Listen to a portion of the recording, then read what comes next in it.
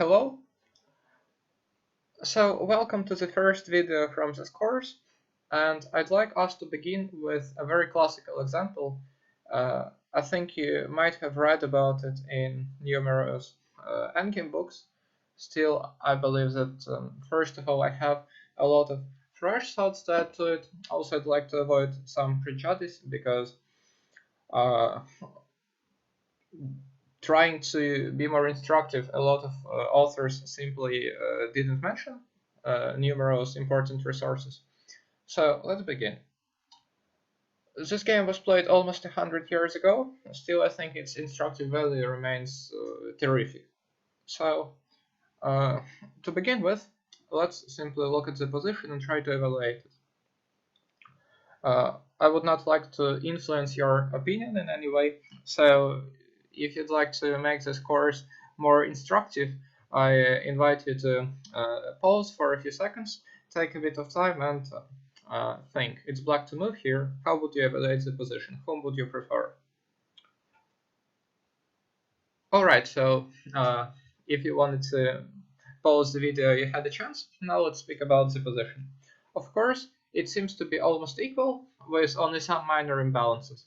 For example, white has two pawn islands only. Well, both sides have a pawn island on the queen side, the same structure. White has one pawn island on the king side, while black has two. He has an extra pawn in the center, which might be good. He has a pawn on h7, which might become somewhat weak, or might not become somewhat weak, depending on the circumstances. So I think some people could pick white here. Some people would probably prefer black thanks to his extra pawn, and let's have a look. Let's listen to what the black player says. I would not reveal yet who it was. So the reason why I've started with such a position is because it seems almost equal, and I feel that a lot of players would simply feel very relaxed and chill, knowing that the draw is almost inevitable here. And as a result, I think it's very easy to lose a track and make a few minor mistakes, after which your position will become somewhat inferior, or maybe much inferior, and this is how you lose such positions. At the same time, if you're willing to fight some resources and keep on playing, it's also possible to do that in almost any position. So let's listen to the parts of the plan that black came up with. In fact, this position has been evaluated by numerous chess authors as almost winning for black, which is something that I don't trust at all. And at the end of the video, we would look at some ideas that white had in the initial position. Sorry, it is white to move. What happened in the game, and what does black want to do? Black wants to get his king to e6. He'd also like to trade one pair of rooks, after which, if the king is on e6, it obviously controls the square on d7, so that the white rook cannot invade. And then black would try to advance the h pawn and create some problems for white on the king side. I think that if white was careful, he would have been able to draw this game, but probably he just thought that the draw was inevitable. And yeah, let's see what he did and how black made some progress. So white went bishop to h6. We are going to talk about how white should have continued somewhat later. Let's just look at the course of the game now. Rook to d8, king to f1. So black is executing his plan step by step. As you can see, black already managed to bring the king on e6, and now even optically his position seems to be somewhat preferable. Of course, white is not supposed to lose this yet, but it's already quite unpleasant. Of course, black doesn't want to trade rooks. He just went rook to g8. What does he want to do here? So his intention is to advance the h pawn, and finally he'd like to open up the h file. Then he wants to occupy the file with the rook and create some possibilities of invading over the second rank to h2, or possibly even to h1 one day, especially if the white rook isn't on the first rank.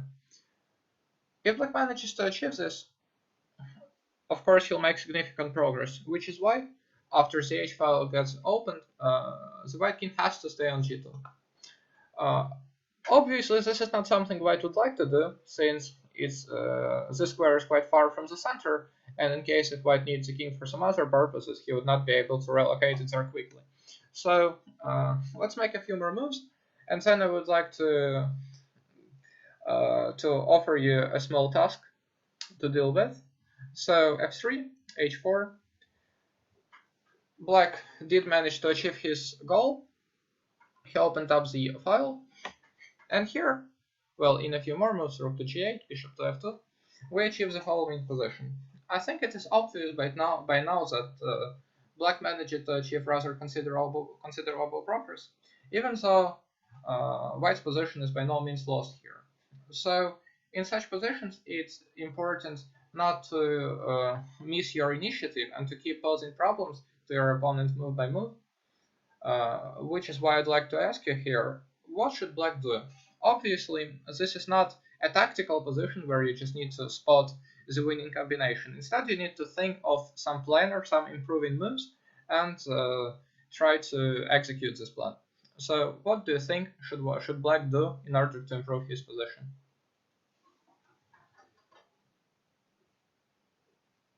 Right, so if you wanted to pause the video, you had an opportunity, and now let's discuss this. So very often you would see this in the endgames. Mostly, of course, this idea is relevant for the endgames, but often it works in the middle games as well. Often you manage to create a target in your opponent's camp and deliver quite a lot of pressure. At the same time, well, you have one object for your attack and your opponent is defending. So what? How to make progress?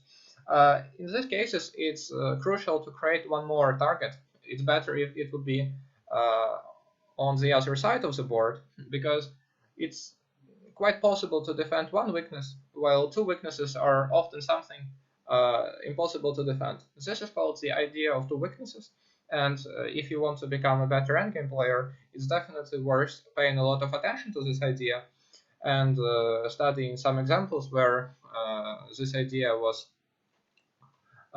executed and one side managed to benefit from it and win.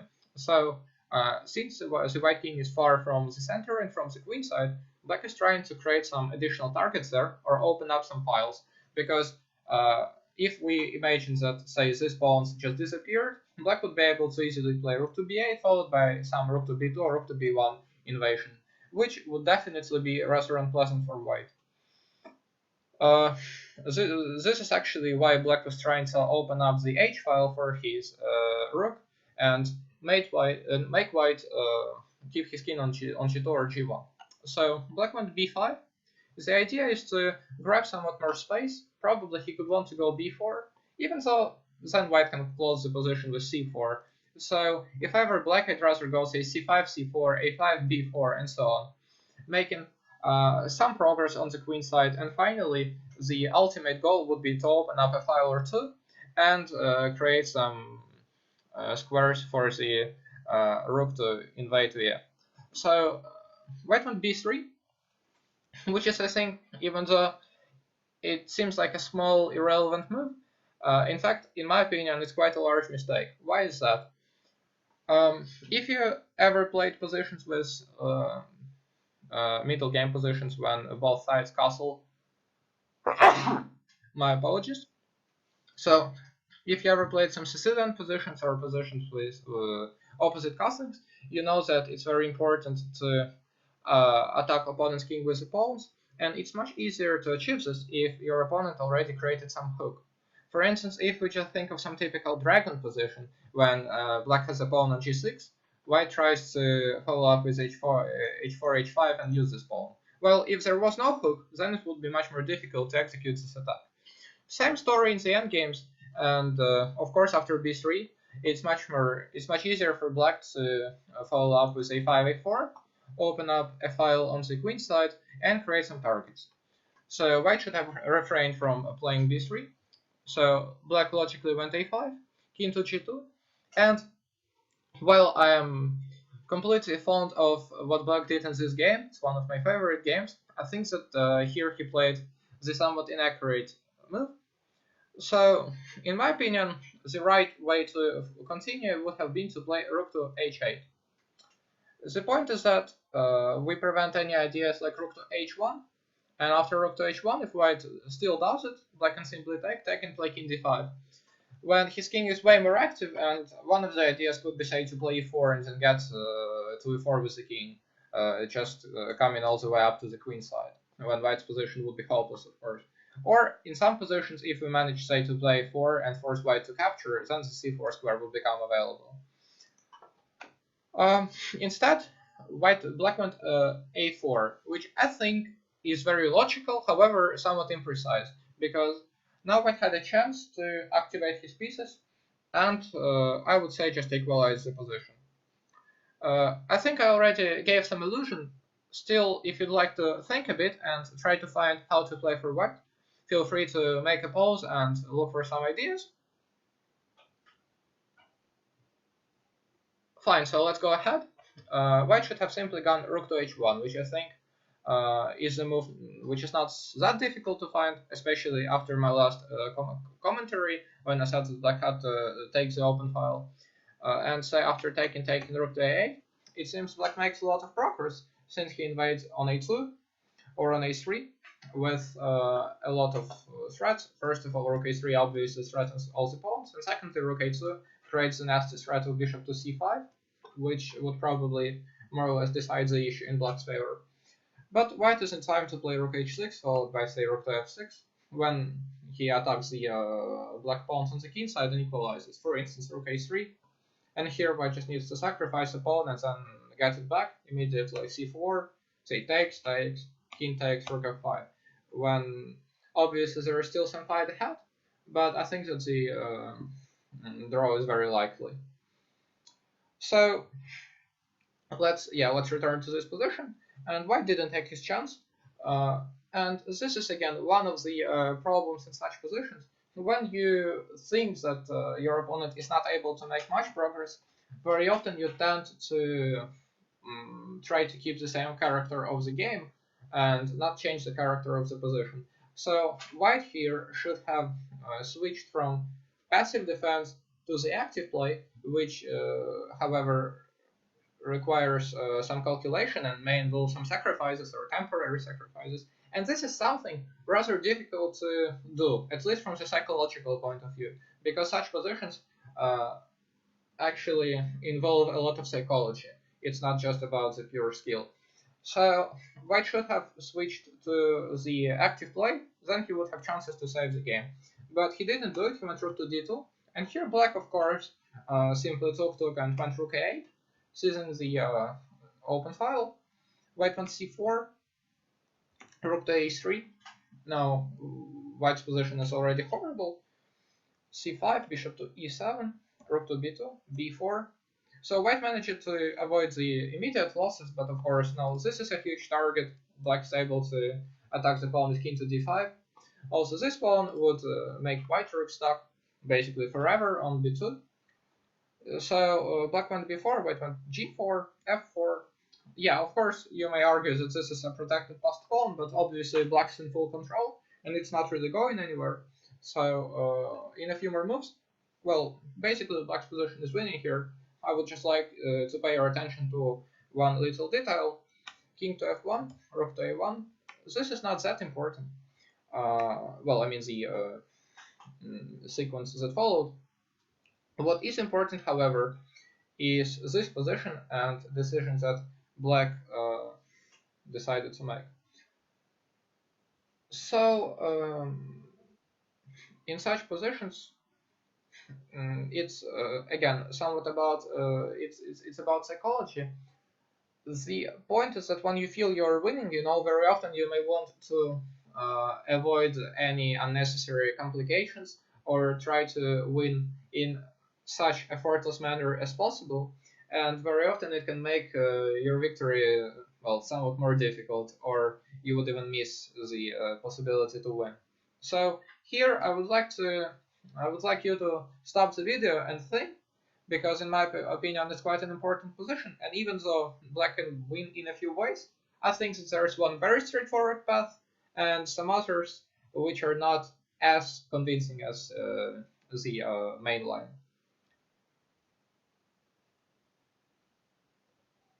So, what do you think? How should white continue? How should black continue? Excuse me.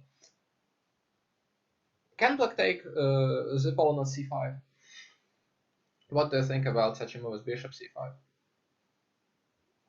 White would take, and push g5, of course.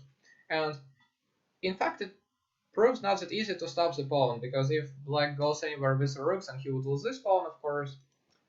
So it's very tempting to try to play for a mate, king to d4, say g6, and king to e3. And of course, it does require very precise calculation, because, you know, if it doesn't work out and the white pawn advances too far, you may simply not win. However, this is exactly something black should have gone for, even though the variations are not that obvious. g7, for example, king to f3, threatening mate in 1, of course. If white goes king to g1 now, we will just give a check and pin the pawn, and take the pawn, ending up with a few extra pawns when the position is winning, of course. And if king to e1, this was probably the difficult part, because if rook to g2, then white would promote, say takes, and it appears that white is in time to save the game here, while there is a slight improvement for black. He can start with king to e3. The point being that if white plays king to f1, seemingly escaping from the mate in that, then black has a move of 3. Which is, in my opinion, very elegant, since there's just no defense to rook to b1 with the mate. Or if you go king to g1, then again rook to g2 picks a pawn. So here the only move for white would have been rook to g8, but then black simply goes rook to g2. Well, simply, it's not that simple, of course, but yeah, for this player, when I would tell you his name, you would agree that this is not beyond his possibilities. So g8, it takes, and c5. And here's the difference, is that we managed to advance the pawn somewhat farther, and also our king is now on a better square than on f3, it's somewhat closer to the pawns. So basically 4 pawns just prove much stronger than the rook, and they promote very quickly, say king d3, c3, and so on, yeah? White is not really able to deal with the pawns. Instead, black refrained from taking the pawn, and he preferred to go king d5 and play for the domination, which is also winning, but in my opinion, this is somewhat more complicated, because he had to part with some material, and while, of course, his victory was never beyond any reasonable doubt, I still think that this is not the best way to win this game, even though, of course, for me, sitting in the chair, it's relatively easy to criticize the players. I totally understand that when you experience the tournament pressure, it's maybe not so easy to sacrifice your rook in a position that seems completely winning anyway. So king to d1, how should black play? That's a relatively simple exercise. Yeah, of course, black simply takes the pawn, rook takes c7. If rook takes b2, then black can simply promote the pawn, yeah, or even take this pawn and play rook e7, for example. That would win as well. F2 would win as well. Basically, everything wins well. Of course, F2 is the simplest move, and it leads to the victory in the fastest way possible. So white preferred to take, and of course, yeah, he didn't manage to hold without a queen. So again, if we return to the initial position, I think you would agree with me that it was very instructive, because in a seemingly equal position, black squeezed the victory, it seems, without even much pressure and effort. In fact, I would not really believe that such a position, with all the material being equal and no obvious weaknesses for white, can be significantly worse for them. A lot of strong and outdated analysts, sorry for my pronunciation, coaches, such as, for instance, Mark Dvoretsky, decided to argue with this as well. And for example, Dvoretsky offers quite a convenient path to equality for white. White's first move is fine, bishop to h6, rook to d8, but here white just had to play f4, the somewhat more active move. And say after taken, I think it's obvious that white cannot be worse, probably just better, thanks to his pawn structure. But the important part is that after e4, what should black do? Oh, sorry, what should white do?